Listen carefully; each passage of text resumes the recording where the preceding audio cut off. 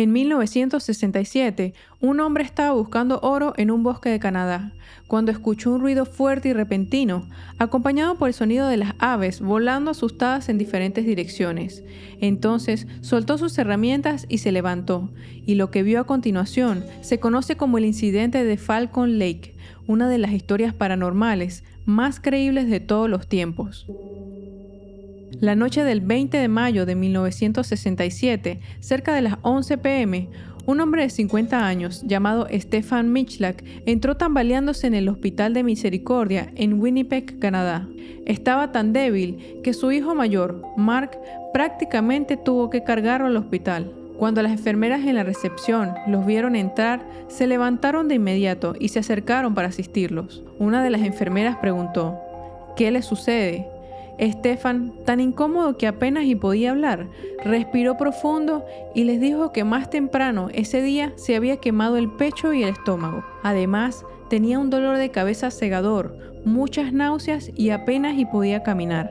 Las enfermeras, notando la emergencia, lo llevaron rápidamente a la sala de exámenes.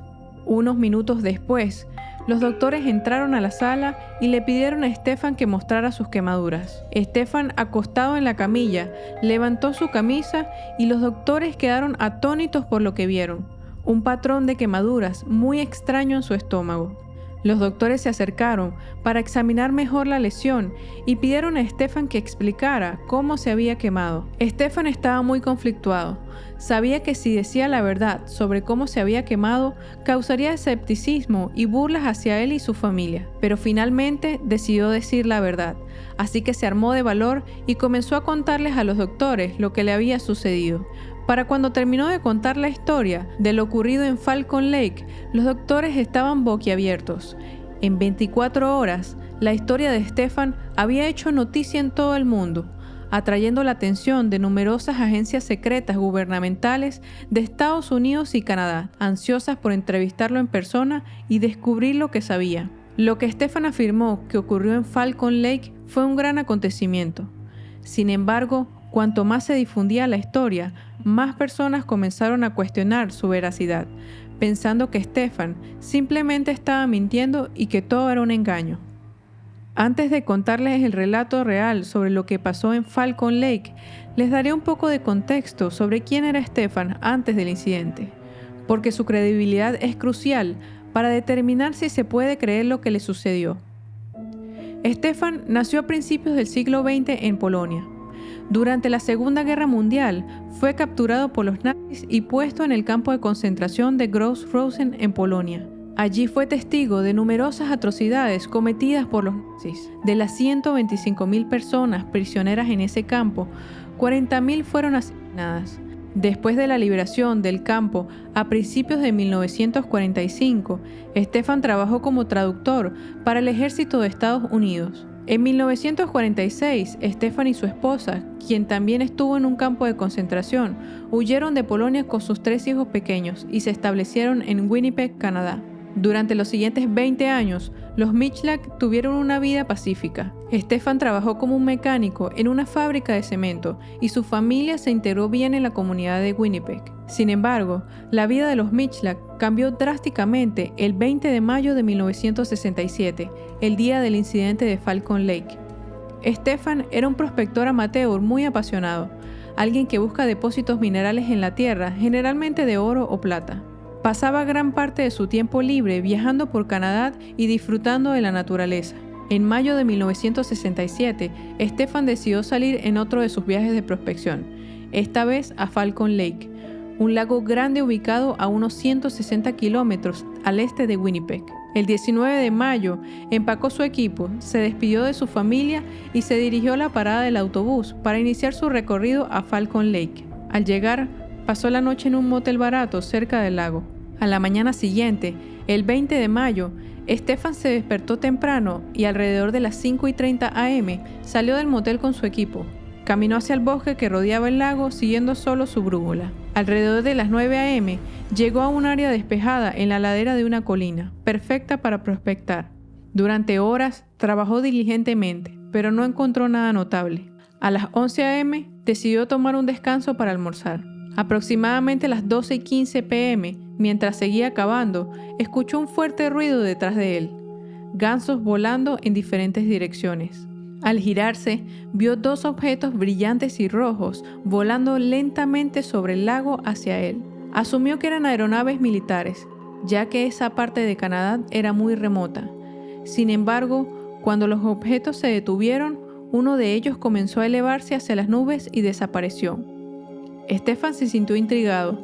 Mientras tanto, el otro objeto comenzó a descender lentamente, cambiando de color rojo a acero inoxidable con un resplandor naranja alrededor.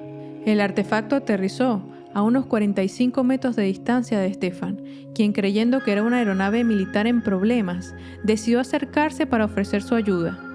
Cuando se encontraba a unos pocos metros, escuchó voces que provenían del interior de la cabina. Les gritó en varios idiomas, pero no obtuvo respuesta. Finalmente, decidió acercarse aún más. Cuando estuvo a un par de metros de distancia, Stefan se sorprendió por la increíble construcción del artefacto. No veía ningún remache, lo que sugería que había sido esculpido en una sola pieza de acero, algo aparentemente imposible. Tampoco había insignias ni banderas en el exterior. Continuó avanzando hasta llegar a la puerta, la cual se encontraba abierta. Pero una luz púrpura en el interior era tan brillante que apenas podía ver. Lo único que pudo distinguir fue un panel con luces parpadeantes y unas columnas de luz moviéndose en diferentes ángulos. Después de unos segundos, la puerta se cerró de golpe y Stefan, sin pensarlo, extendió la mano y tocó el objeto. Al hacerlo, su guante de soldadura comenzó a derretirse, obligándolo a arrancárselo frenéticamente. Luego, el artefacto comenzó a girar en sentido contrario a las agujas del reloj, hasta que una rejilla en el exterior apuntó directamente hacia Stefan. De repente, algo se disparó a través de la rejilla, golpeándolo en el pecho y encendiéndolo en llamas. Desesperado, intentó apagar las llamas y se quitó la camisa. Mientras lo hacía, vio el artefacto dispararse hacia el cielo y desaparecer en las nubes.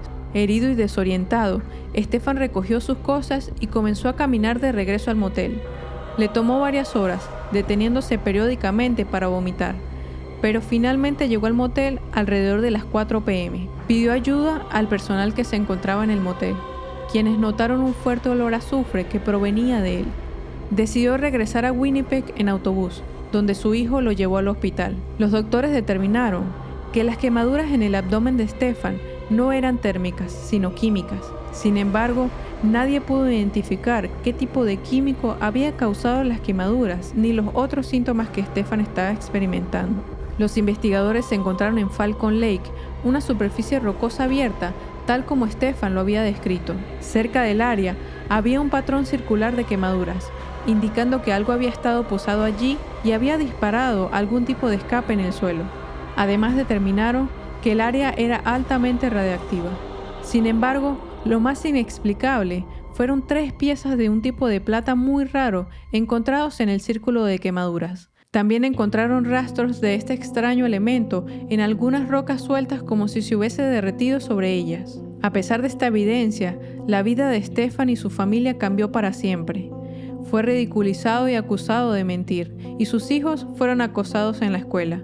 Antes de morir, en 1999, a la edad de 83 años, le preguntaron si se arrepentía de haber contado su historia, a lo que respondió que sí, que deseaba no haberle contado nada a nadie, pero también dijo que en ese momento sintió que era su deber compartir lo que había sucedido. Nunca cambió su historia, ni afirmó que el artefacto provenía de otro mundo. Stefan simplemente decía que él creía que era una aeronave experimental.